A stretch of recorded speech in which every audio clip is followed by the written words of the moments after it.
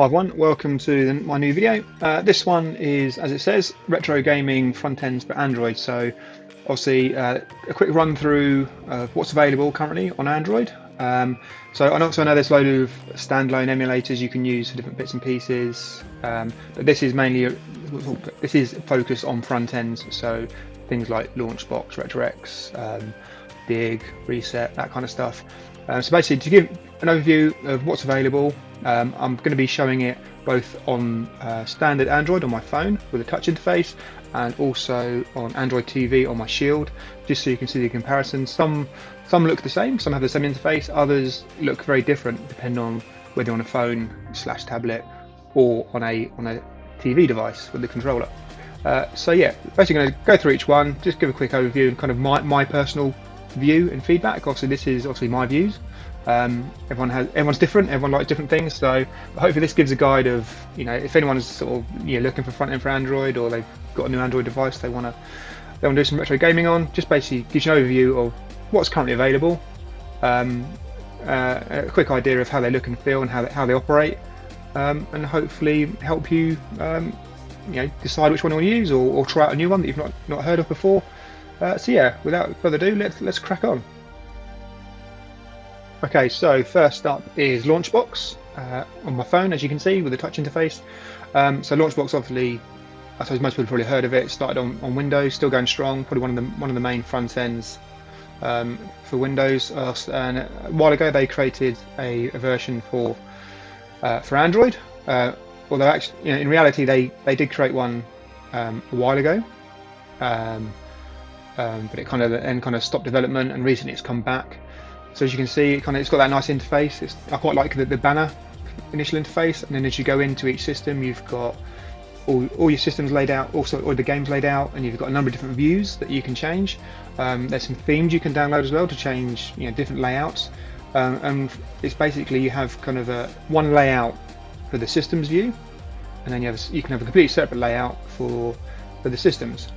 And also you can have different views per system. So if you change the view there I had for the wheel, that kind of is for that system, but something like Dreamcast or Amiga might have a different view, so you can kind of chop and change.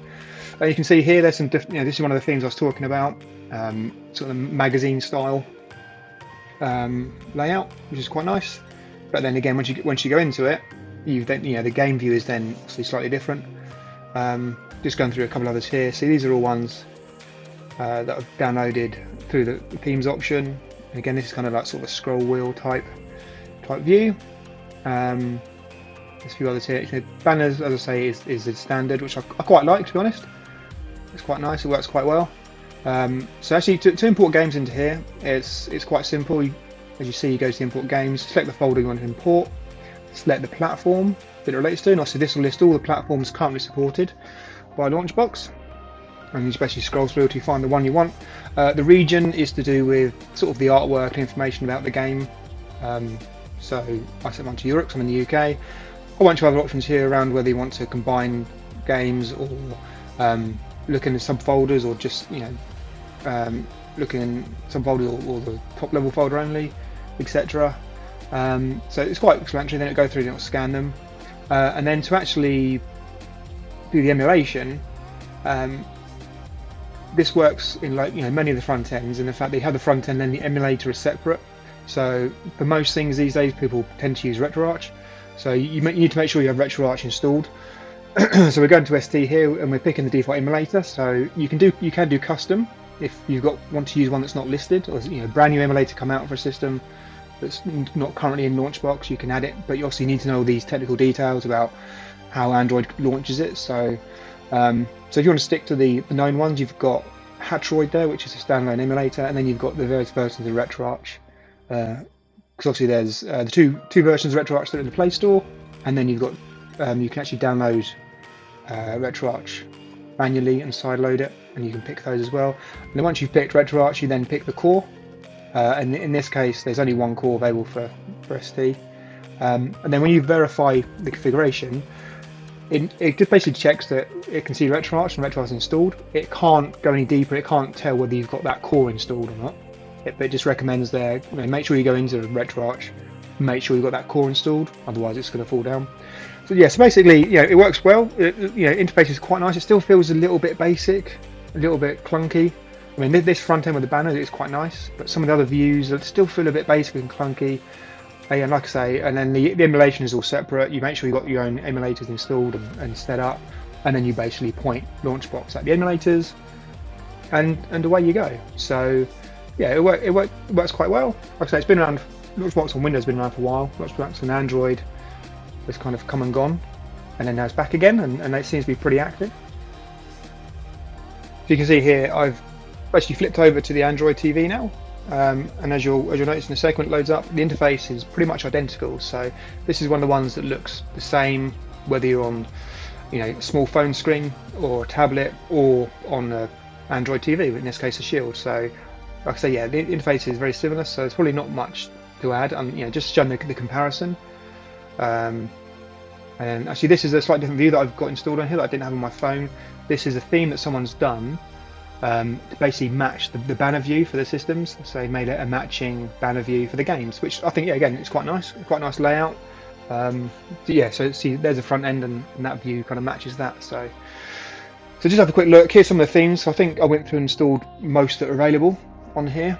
So yeah, this first person's made this one to a banner box to basically go alongside. It says complicate. I think that's meant to say complement the banner style that's gets bundled with the app. So yeah, themes came in a little while ago, so people have been creating new ones. So yeah, I'd recommend have a look through there and see if there's some that take your fancy. So yeah, again, just going through, showing the interface. Like I say, it's the same, no matter whether you're on Android TV, big screen or small screen.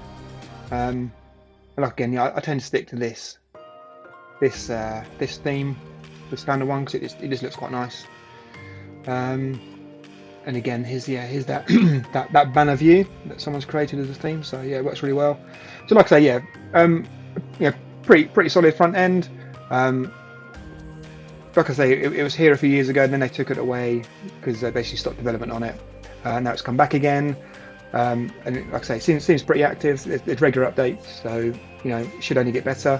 But yeah, so yeah, it's from a front end perspective, it's kind of one of the ones that falls in the category of a dedicated front end, and all your emulators are set. But like I say, you can have RetroArch, any other standalone emulators you can configure, but you need to make sure those emulators are installed separately, and basically run them up, make sure they work, make sure you've got the right cores installed in RetroArch, make sure your controllers are all configured, and then once you're happy with that, then you can come to LaunchBox and point it at things, and away you go. So yeah, that was LaunchBox, and now we'll move on to the next one. So next one up is RetroX. So we're back onto the phone now. So this is one of the ones that does have different interfaces that you can pick depending on whether you're on a phone, a tablet, or a TV box. So here we are on the standard sort of phone tablet interface with touchscreen support. Works really nicely. Scrolling through the different games here, these are actually some collections that you get. And if you click on the button at the top right here, you then get the different systems. So here's all the systems that I have added. This isn't necessarily all systems supported, but it's just all the systems I've got games added for. So we're just going to PSP here, and again, you see it works quite nicely, lays them all out with the box artwork. Well, the other thing about this is all the artwork is scraped automatically. You don't need to do anything; it'll do it by itself, which is quite handy. And there's various options in here. When you click on a game, you can actually set specific options for the game within the emulator, because that's a key difference with RetroX. So I guess all other front ends, probably apart from RetroArch, in the fact that the emulators are built in. So they are a mixture of RetroArch emulator cores and standalone emulators, but they're all packaged and customized and sort of stored sort of behind the scenes. So you'll notice the first time you run a game for a particular system, it will then prompt you to download the RetroX add-on for it, which is effectively the emulator. It will do that, download, install, and then away you go. You don't have to do anything. This is just around adding games. So there's a RetroX collections sort of folder, so you can actually go through and put everything into a pre-existing folder structure, and it'll auto scan that folder, which is good. Or you can add it the manual way, as I'm doing here, and you can actually browse for a folder that contains your games, tell it what system it is, and then it'll add them. But the first version, or the first method, sorry, works really well. It pre-creates a folder structure for all the systems, and then you drop in the games to the right folders, do a scan, and it adds them in. So yeah, that works really well. Also, RetroX is what I use. Also, no favoritism. Trying to do a general comparison. But yeah, this is what I use just for ease of use. It just works and it does everything for you. So just going through the few systems here, you can see. So all this artwork, it's also downloaded. It does have the MU Movies scraping tool built in as well. So if you've got an MU Movies account, you can go through and scrape for any missing artwork, and also then add things like transparent logos and bits and pieces, and videos obviously as well. You can add those in as well. Okay, so I just jumped across to the Android TV now, and straight away you can see the interface is different. So you've got different views. Like I say, you've got sort of the phone, tablet, and the TV mode, and then this is TV mode with themes. So there's a whole bunch of themes that you can download through the app. It's all there. You don't have to go in it separately. So just go into interface here, and so here's the options: sort of phone, tablet, and then TV mode, and then TV mode with themes. So TV mode looks similar to, I guess, to phone, tablets, but it's kind of designed for the bigger screen. But like I say, we're now on TV mode with themes, so we can actually pick the different themes. Go into the option here, you can see here's a whole bunch that are available. There's quite a few. Been around a while, so they're kind of built up over time. And there's some basic ones there, sort of some standard ones that kind of come with it, and then some quite old ones there that people have created in the past. And then as you go through, like I say, there's a whole bunch. So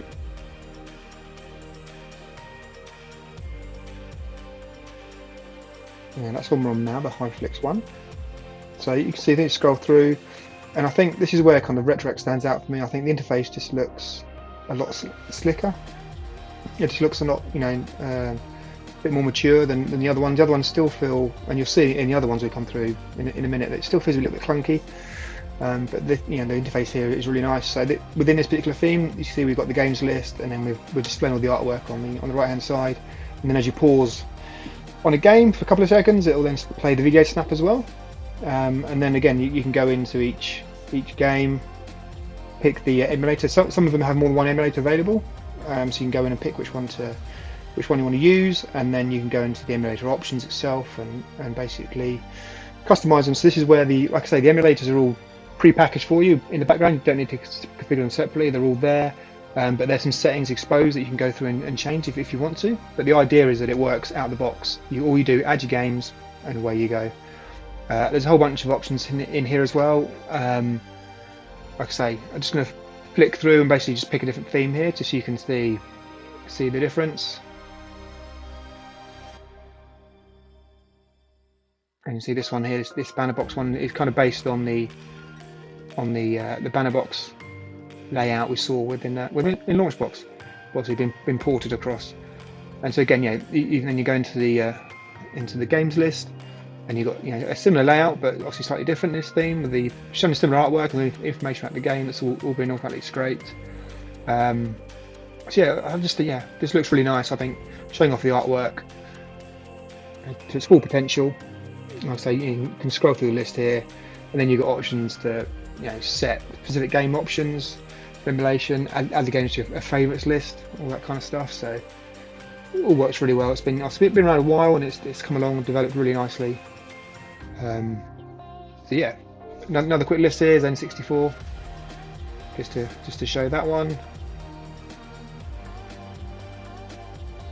I think you find here this is pretty much a list of every single system, and then you've got kind of default ones here for all games you recently played, your favourite games, and then collections. And collections are ones that you can create your own collection, so you can have a bunch of games, call it what you want, and add them to that collection. So you can have one called your old favourites or whatever, or and add them in. And there's also some collections provided by RetroX itself, so kind of games that are trending, games that are popular at the moment, new games to try, more modern games, that kind of stuff. So yeah, it's all in all, it's works really well.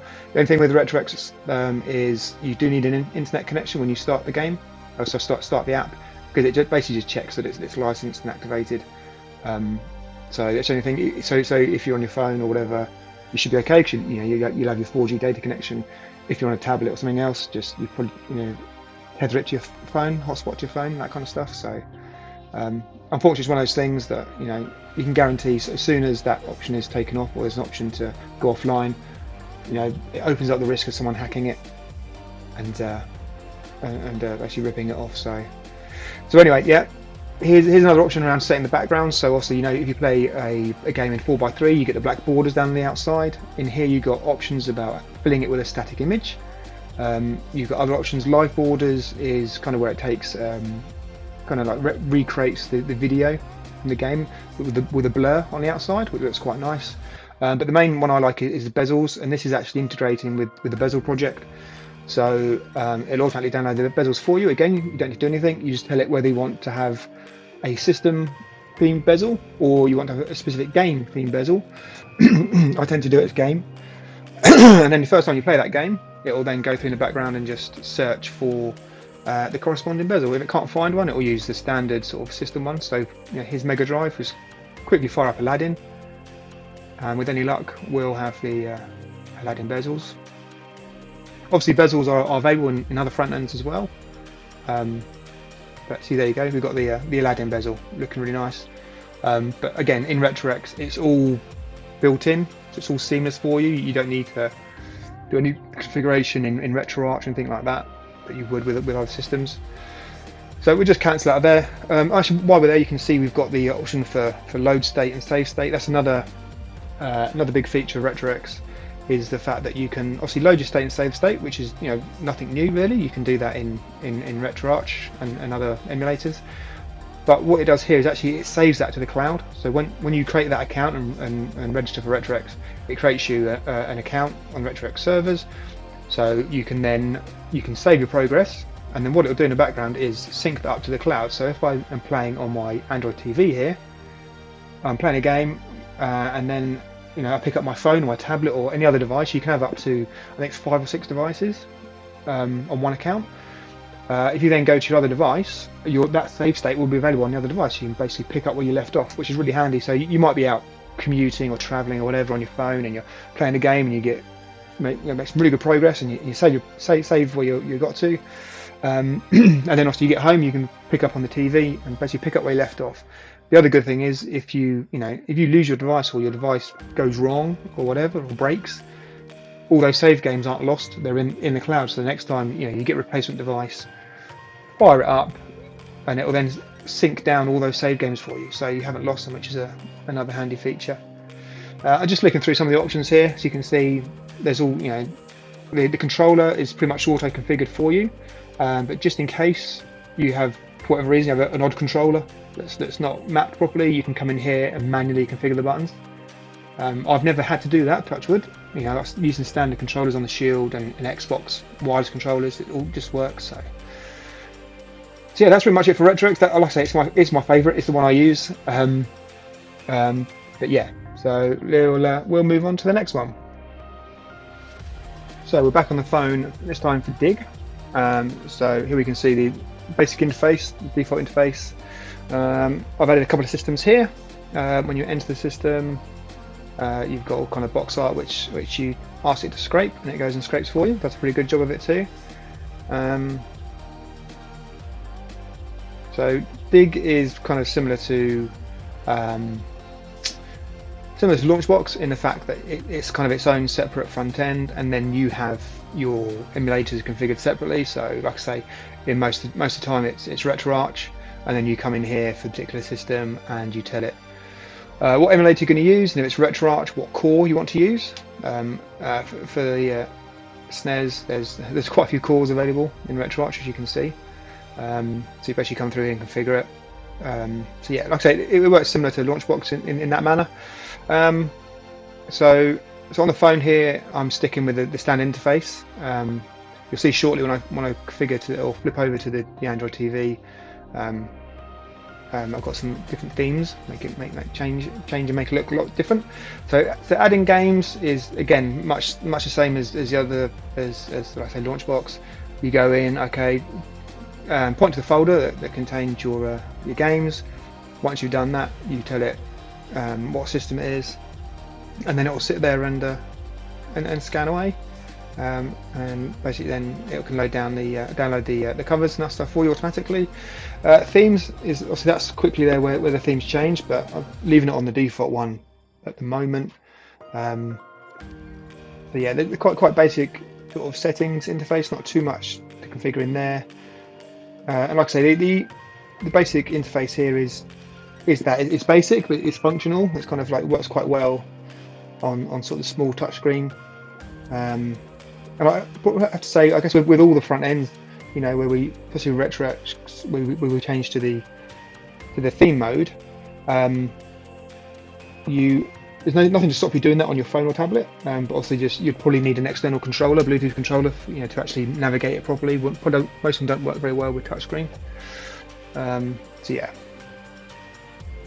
So now I've flicked over to the Android TV and fired up Dig, and as you can see, you know, it looks a lot different on here. I've got a different theme installed on here.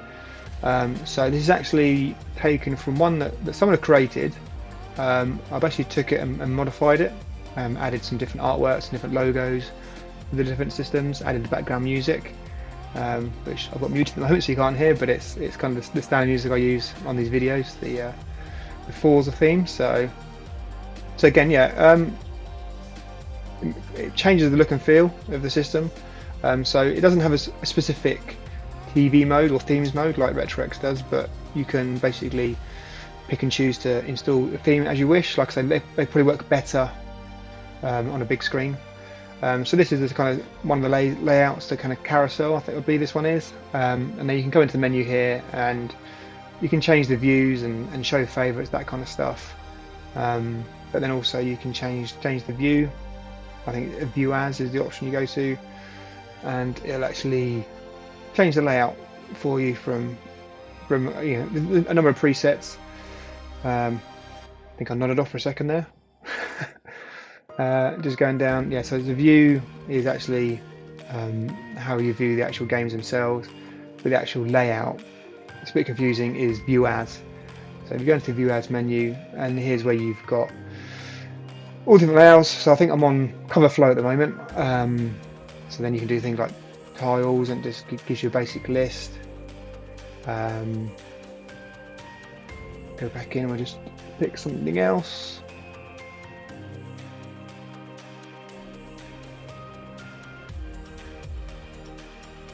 But yeah, carousel is kind of like a wheel, similar to the cover flow, but also going around in a circle. Well, I did find a couple of issues with this. Sometimes if you go to a certain view, it's hard to get back up to that top menu. So I had to actually use a touchpad or a mouse to get back to that menu. So, but yeah, there's a few different options here, and obviously you can download some more themes for it. I'll give you some more options.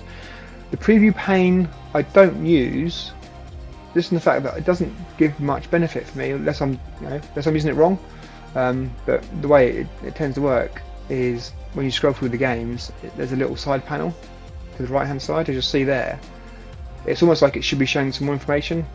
It doesn't. I think you can turn on videos, but the way that works is that it will basically stream a video for the game from YouTube.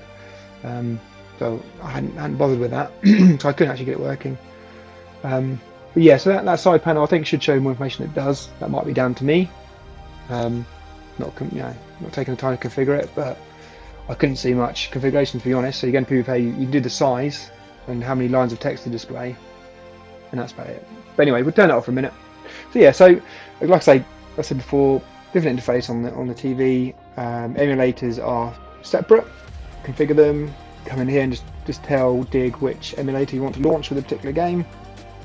And then you can obviously come in here and you can do things like, you know, add another path to ROMs if you've got another folder full of games. It can rescan them. There's the option to ignore systems or ignore files, and you can also go in there and unhide them again. So if it's, you know, if you've got like a system ROM that's not actually a game, you can actually choose to hide it, and that kind of stuff. So yeah, here's where the themes are picked. So I've got a couple installed, and Space Magic is the one that I downloaded, and it's a V2 because I've edited it myself. And I'm pretty sure you don't download the themes through the front end. You actually go to the Dig website, and there's some themes available there. So you have to download them, unzip them, and put them into the correct folder, and then they'll be picked up by the system. So yeah, just scrolling through again. I mean, I think this cover flow is probably one of the best, one of the better views, which I tend to stick to. But like I say, I've got these other systems installed just to kind of like see what's going on with them. You know, if I want to do some gaming, I tend to use RetroX. So yeah, that's pretty much it for Dig. You know, another nice front end. Obviously, it still feels a bit clunky, but yes, it's still, I think, still in development, so things should be improving.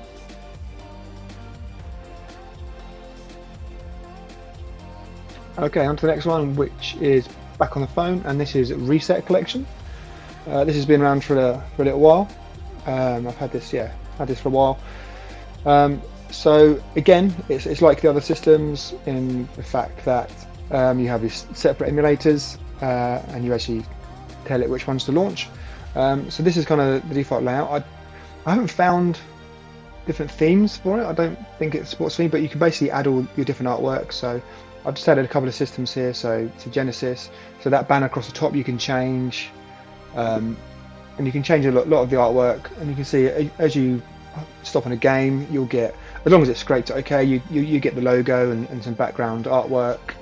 So yeah, all looks quite nice. Still quite basic though. So you can go to the options here, and basically you can switch between systems and games. Like I said, and as you build up your systems, obviously that list gets bigger. So there's options in here to play random games, etc. But to add new games, very similar to other systems. You choose a system that you're adding the games for, and here it lists all the systems it currently supports. So you scroll through, pick one. I'll pick a random one here.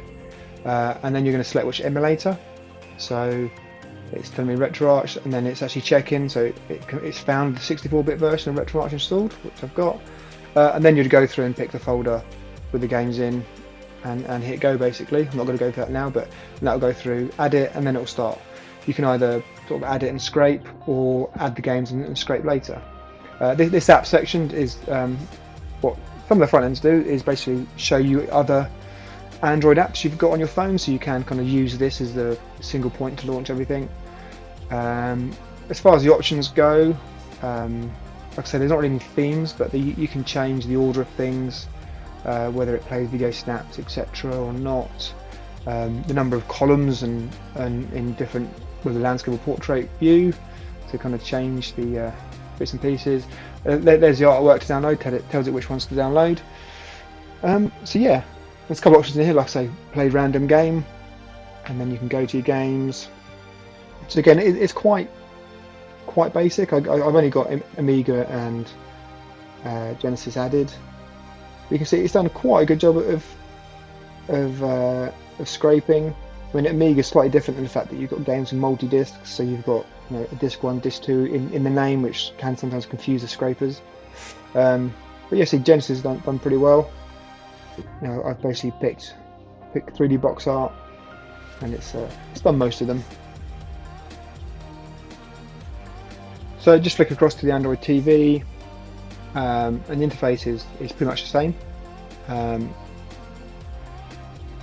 So in here I've got just a different layout, but like I say, the actual interface is the same. As you can see here, I've got a few more systems added on the Android TV, but it's much the same. You scroll up and down, you've got the different systems, and then you scroll across left and right to view the games. So yeah, I guess not too much to add on here, because like I say, the interface is pretty much identical, but just going through showing that all the options are pretty much the same. And you saw the quick intro video there, does a little intro video, which I think you can then you can actually change, like there, select quick videos, we'll change that. So yeah, that's kind of Reset Collection. Like I say, it's similar to the others, and to LaunchBox and Dig, and the fact that it's that kind of front end, and then all the emulators are separate. and you actually make sure they're all set up, and you basically just point it at the emulator for the particular system, and away you go. So yeah, that's it for reset collection. Kind of short and sharp, because it is, as you see, it's quite basic. I think, I'm not sure how active the development is. I think it is still being updated, and there's quite a good community following that I see on Discord for it, so still pretty popular. Okay, moving through thick and fast. Now we're on to Lemuroid, or Lemuroid, not quite sure how to pronounce it. I haven't used this one too much. This again, this is back on the phone, as you can see, but this one I guess is similar in vein to RetroX in the fact that the emulators are built in. I believe, I saw I read that they're based on RetroArch, but they're basically been integrated. So again, it's meant to be sort of pick up and play, or pick up, add your games, and away you go. Again, this is on the phone. I've added a few systems, just so you can see it, and it's quite basic in the fact that you point at your folder, contains all your games. And mine are all sorted in my RetroX folder. You point it at that, and it scans it, works out what they are, adds more in for you. This has cloud saves, but that's kind of backing up to your own Google Drive rather than a central cloud save supplied by them. But still handy to back up saves to your cloud, so that's good. So yeah, there's not too much to set in here. Like I say, it's all kind of automated. There was an option there, you can change the calls associated with the system, just in case it's got it wrong, because it should set itself up automatically. So yeah, it's got quite a basic interface on here. You scroll through, like I say, there's not too much to configure, and I think that's kind of the idea of it. So it seems to work pretty well. I tried a couple of games, but like I say, it's quite basic, but it does what it says on the tin. Gives you that basic front end to help organise your games. Scroll through, pick the ones you want. So we click on one here, and see it launches quite well, and you've got the on-screen controls. It's also on the phone, on the touch screen, and yeah, it seems to work. And then you can obviously then quit out and pick a different game. So yeah, like I say, it works well. Quite basic. I haven't used it a great deal, but yeah, it's what it is. At the end of the day, I'm pretty sure this one is a free one, so can't really complain if it's free. Yeah, keep going settings, see if I can find some other stuff to show you. But like I say, it's kind of the idea is that you just install it, add your games, and away you go. You shouldn't really need to delve into the advanced settings like I'm doing here. But even then, there's only a few settings in there. There's not a great deal. So what I'd quickly do now is switch over to Android TV. And again, yeah, this one's going to be fairly sharp and short because the interface is pretty much identical on the TV. It's I guess a little bit bigger here, laid out. You can see it a bit easier, but the general layout is the same. You have your systems, have your games in this box view. Like I say, all works. It's functional. It's quite basic, but I guess it depends what you want. If you want just a very basic one to get you up and going, and yeah, fair enough. So the settings here were the same. They're laid out slightly differently because it's Android TV, but effectively it's the same interface. So yeah, that's Lemuroid. Lemuroid works pretty well. Okay, so back onto the phone, and I think this is the last one. This is Daijishō, if I can pronounce it correctly. This is I guess fairly recent. So yeah, see interface here. Actually, it's quite nice. I quite like this interface. Like I say, I'm on the phone, so it's a small interface, but you actually browse for your different platforms and the background artwork, etc. You can obviously change. Like I have the Dreamcast one that I think that's a custom one I put in. Once you click on the library, it shows your library here, either in a list view or in that kind of grid view. This one works pretty well. When you download it, when you first install it, you tell it what platforms you want to install, and then it downloads kind of information about each platform in the background. So then when you add them, you kind of get the platform information about each system, which is quite good. There's some widgets which I haven't played with yet, and then obviously the highlight shows you the games you've played. And again, similar to, I think at the Reset Collection, there's an apps view which shows you other apps that are on your phone. So if you had some other standalone emulators, you can launch them through here as well. But yeah, back to the main platforms. You see that there's quite a few on here that I've added but haven't had any games for. But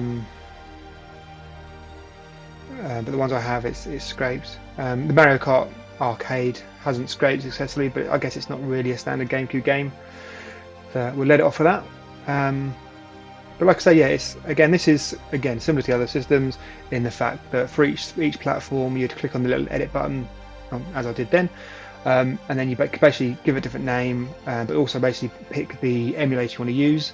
So again, you need your emulators installed separately, and for, if you're using RetroArch, you need the right cores installed, and then you basically come in here, and the player is basically the emulator that you use for that particular system. So you'll scroll through, and it's got a list of all the different cores available, and you pick the one that's relevant for your system. So I'm just scrolling through the list. It's obviously quite a big list. It looks like to me like it either lists all the different ones available, or it scans and sees the ones you've got installed. I'm not quite sure, but they basically give you a complete list of all the different RetroArch cores. So you basically click on the one you want, and pretty much away you go. You can change some settings around scraper, but you shouldn't need to change any of those kind of options. And then you can change things like the aspect ratio of the screen, and the aspect ratio of the box artwork as well. You can change. So some handy options in there. So I guess this one is a bit more in depth, if you like. I guess you can. That message there was just like, if you try and launch a game, it's got an option to, just in case RetroArch is already running, or you've got an old instance of RetroArch running in the background that that crashed or it was running separately that you weren't aware of. When it launches, it will kill off any processes, so it basically makes sure it launches a fresh instance of RetroArch and doesn't cause any issues. Okay, so now I've flipped across to the Android TV. Like I say, the interface is exactly the same, but obviously it's a bit bigger on the TV screen, and you'll just notice on this one it looks slightly different, and that's just because I've downloaded some background artwork for the various platforms, which is why it looks slightly different, but it's effectively the same. As you see, I've got some more systems added on the Shield, so you can see, but it's pretty much the same. So just to change those wallpapers, so just have a quick flick through the settings here, so you can see some of the options in there.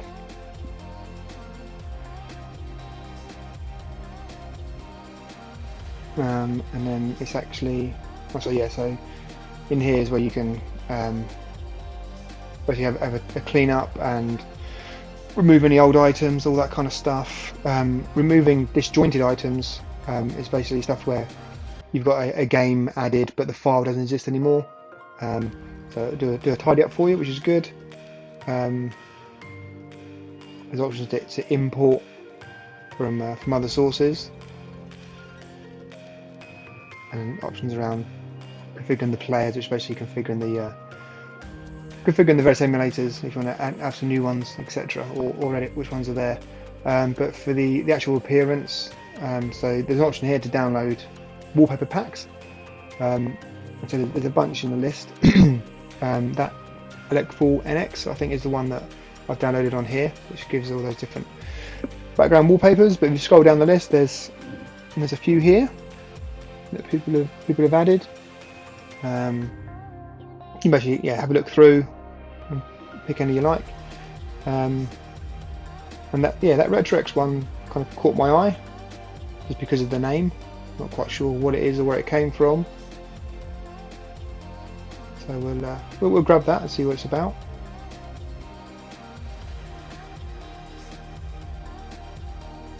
So I'll just go off and obviously download it. Obviously all through the app, so you don't have to go out and do anything manually. You can do it all through the app, which is nice.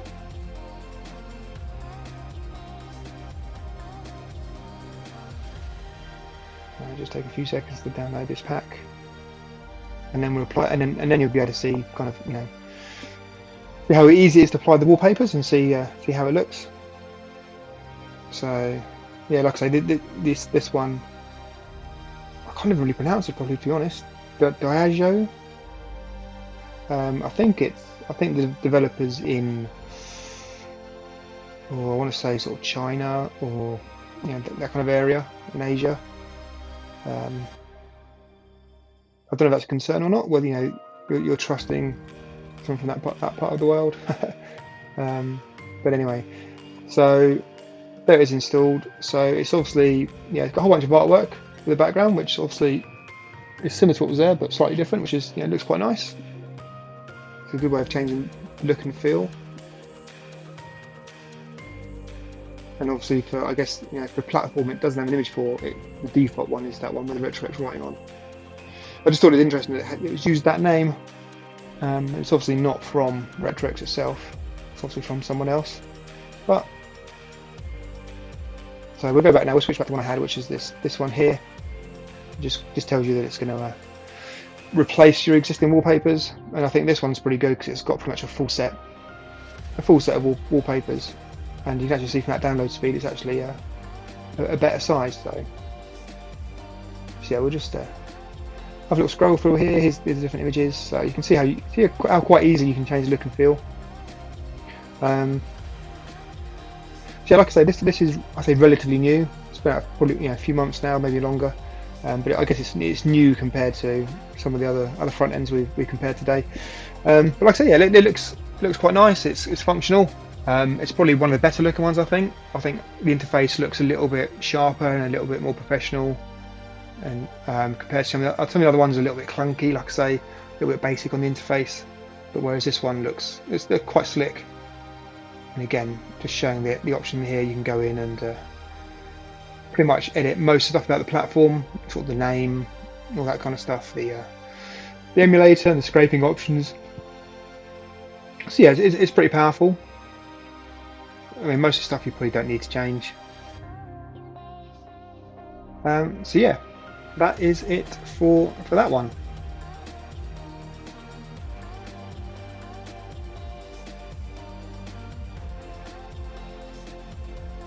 Okay, this is the last one. Back on the phone, obviously referenced it all the way through. Everything else uses it as the emulation, but here we are with RetroArch. So this is on the phone with the kind of the basic interface on the phone. Like I say, pretty much everything else uses it for emulation. So I mean, why not use it for the front end as well? So I think RetroArch can kind of scare a lot of people. Like if you're just new to the scene, a bit of a beginner. There's a whole bunch of options in here, and it can be get really complicated. But if you just go in and just add your content, as I'm doing here on screen here, just create a quick playlist, add the content, pick a core, and obviously remember that a core is basically an emulator. So you have RetroArch, it's kind of its own front end, and it has a whole bunch of cores, a whole bunch of emulators which you can pick from. I think there's over 100 at least, all the varying systems. And then you can create a playlist of those games, and the controller is generally auto-configured. So I mean, if you start using it, it's actually not that scary once you get going with it. And I have got some separate videos on how to set this up. It's pretty straightforward. But so here on the phone, you've got the little sort of basic interface. I've changed the wallpaper on here, but the interface is fairly standard, and it works quite well on touch interface. Like I say, yeah, works well. When you play the games, you get the touch interface, touch controls for using touchscreen. That works quite well. I'm just scrolling through here how to create a quick playlist, and it's all fairly self-explanatory. You basically point at the folder that you want to scan, what system name you want to give it. You can at this point set a core, so associate the core to the playlist. So any games in that playlist will use that core. So here I'm just scrolling through all the different systems supported and picking a system to add. You can do a custom name, but I'd recommend sticking to the default names. And then again, default core, you can leave it unspecified and specify it later on, or you can come in here and tell it which core to use. It's all good. So yeah, and there's other options in here about what file type to scan. If it's arcade, you can use a DAT file to actually enrich the information. If not, you just get the basic short name, which isn't much good to anyone, but obviously that DAT file helps give it the full name of the game, etc., and other various information. So you can see I've created a few playlists here. I've got one for N64, and I've actually added the artwork in as well. So it makes it look more like a front end when you start adding artwork and that kind of stuff. Sort of without it, it's quite a basic interface. Even though you can customize it quite a bit, and you'll see that shortly when we go across the Android TV. So, okay, this is like the more basic interface that works well with the phone.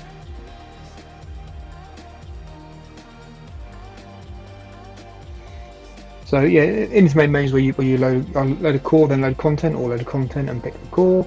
There's the online updater, where you can actually go through and update the cores. Of course, the emulators are updated all the time. You can go through and do an update.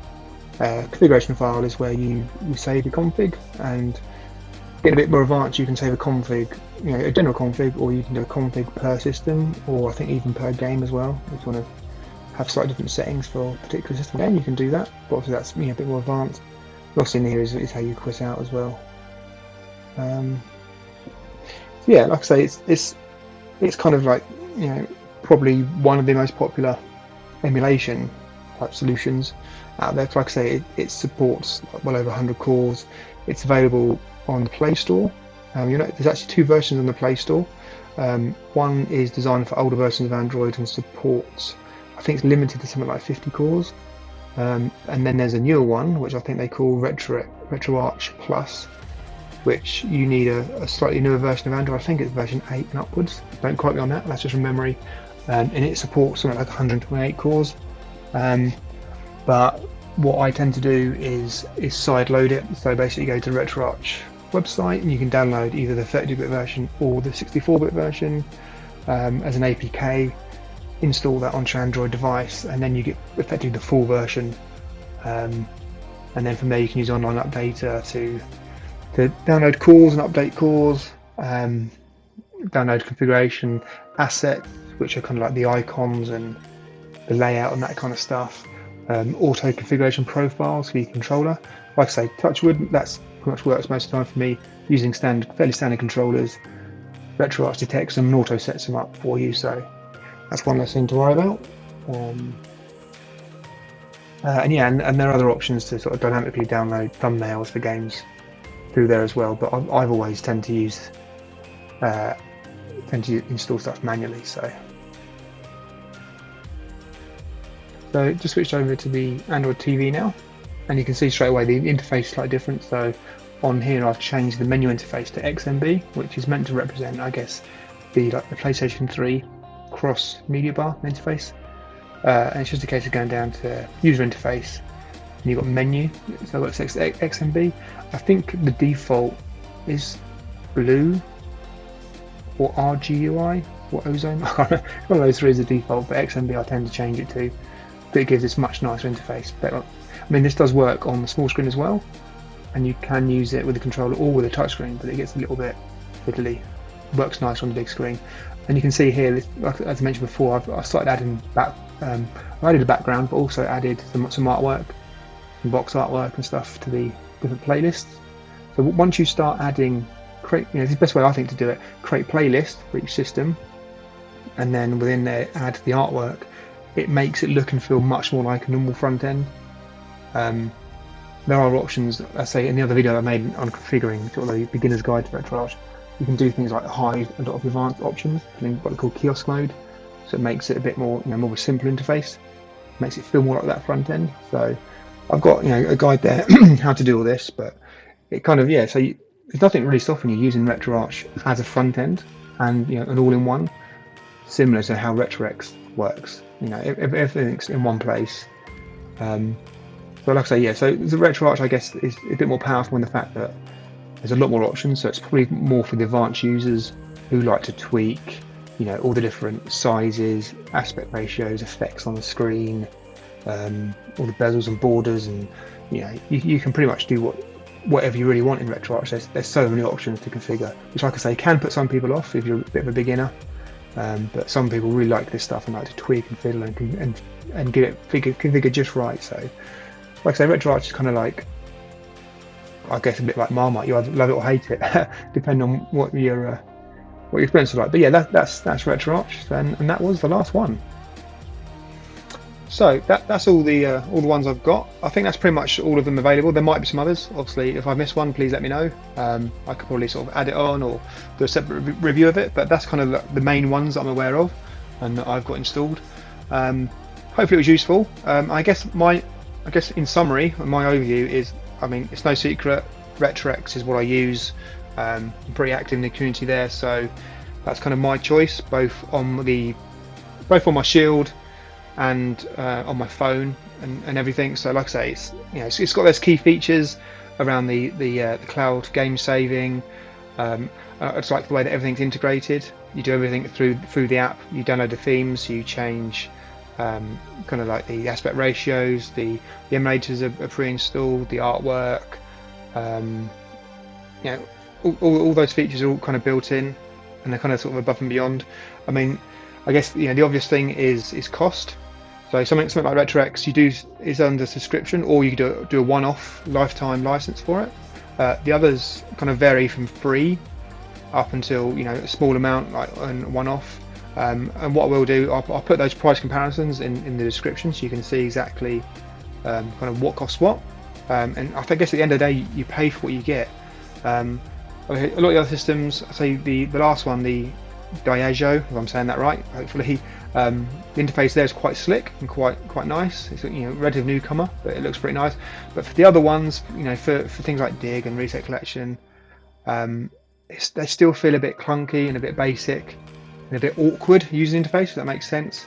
LaunchBox slightly less so, but I still find it a little bit clunky as well when scrolling through the game list and stuff. Whereas doing that in RetroX just feels, it's just a nice experience, and like I say, it just works. So I guess it's down to you what you want, or whether what your budget is as well. Like if you want to just kind of if you use it once in a blue moon and you just want something to help organize your systems, and just you can pick a game and away you go, and you've got a handful of games and you're not too fussed, then you go for one of sort of the free or cheaper options. But if you've got a big collection and you like having all the artwork on display and all that kind of stuff, then go for one of the other systems, probably like RetroX, I'd say. But yeah, apart from that, I think it's kind of make your own choice. It's kind of I'm not gonna say you must buy this one, you must use this one. It's kind of like horses for courses. It's what works best for you. So like I say, hopefully that was useful. Hopefully I've not missed anything or got anything wrong. Like I say, it's just me. I don't claim to be an expert. I've used these systems over the years. Been doing retro gaming for quite a while now. Worked in IT for 25 plus years. So kind of I know my way around techie stuff. I hope so anyway. So yeah, I kind of know from that perspective. But like I say, it's just I'm just trying to sort of share it and just show people options. So if you're kind of struggling or new to the emulation world or new to Android, you might have been working on Windows for a while and using Windows for your emulation. Suddenly you've got an Android phone, and you think, oh, I've used a bit of retro gaming on there. Here's the options basically, and also if you've got an Android TV box or something like a Shield, you can see which ones work best on there as well. So yeah, hopefully it was useful. Feedback always welcome. If you've watched the video, please subscribe. Just trying to get the numbers up. They're coming up slowly, but I really appreciate a sub if you don't mind. Obviously it's completely free. It just means you'll get notified when I release new videos, and hopefully a fairly steady stream of those coming, and that's going to carry on. So yeah, hopefully it's useful. Like I say, any comments, let me know in the comments down below. But I've also set up I'll have links in the comments. But I've set up a Facebook group, so you can kind of have like a more interactive chat if you want to. You want to talk about things, ask questions. There's a good bunch of guys there that can help you out. So I'll do my best to answer everything as well. And then also there's a Discord server for those that prefer Discord. So yeah, come and join in, and thanks for watching, and I'll catch you on the next one.